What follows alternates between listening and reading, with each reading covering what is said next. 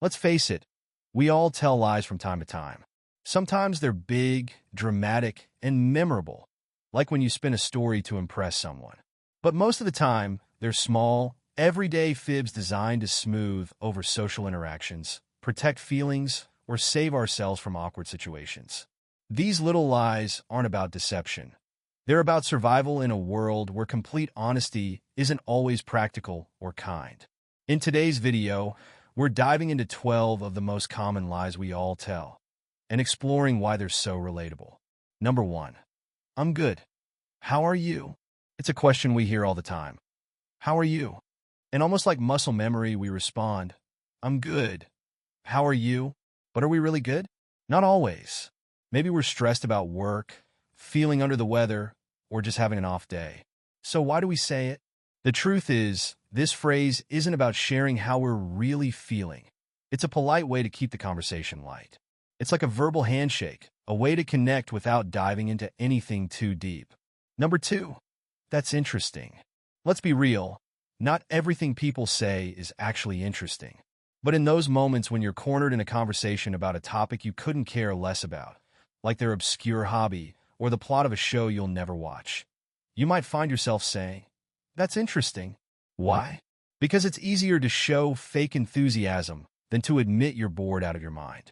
This phrase is a classic social lubricant. It keeps things moving and avoids awkwardness, even if it's far from the truth.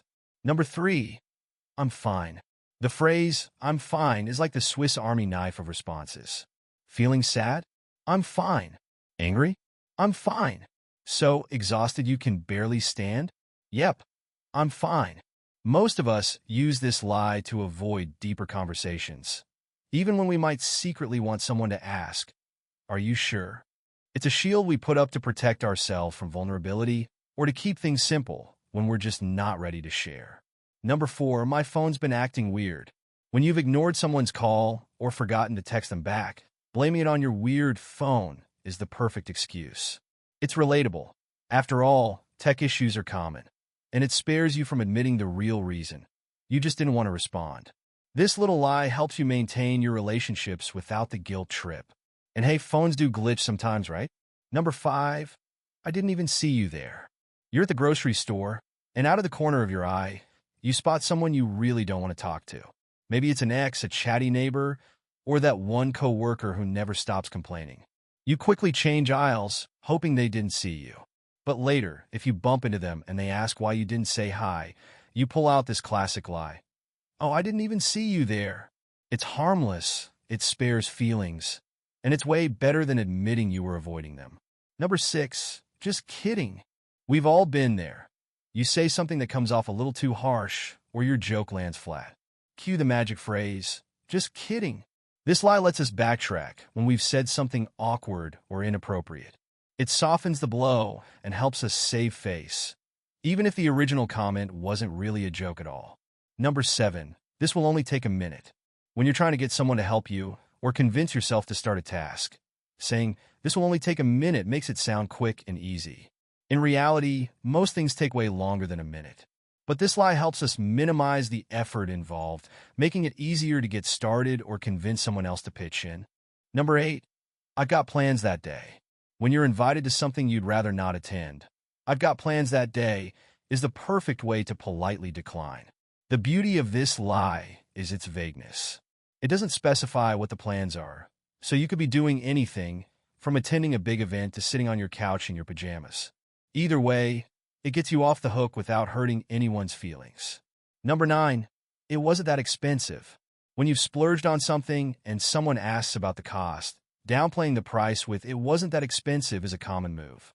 This lie is about avoiding judgment, whether it's from others or yourself.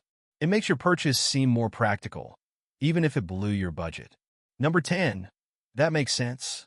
You're in a conversation, and someone is explaining something complex. You don't fully understand, but instead of asking questions, you nod along and say, that makes sense. This little lie saves you from looking clueless while keeping the conversation flowing. You figure you'll either figure it out later or just let it go. Number 11, I'm almost done. When you're running behind and someone asks for an update, I'm almost done is a go-to response. Even if you've barely started, this lie buys you time while reassuring the other person that progress is being made. It's about managing expectations while keeping the pressure off yourself. Number 12, let's hang out soon. When you're wrapping up a conversation with someone you like, but don't necessarily want to see again anytime soon, you say, let's hang out soon. It's not a commitment. It's a polite way to end on a positive note. It keeps the door open for future plans, even if you don't intend to follow through anytime soon.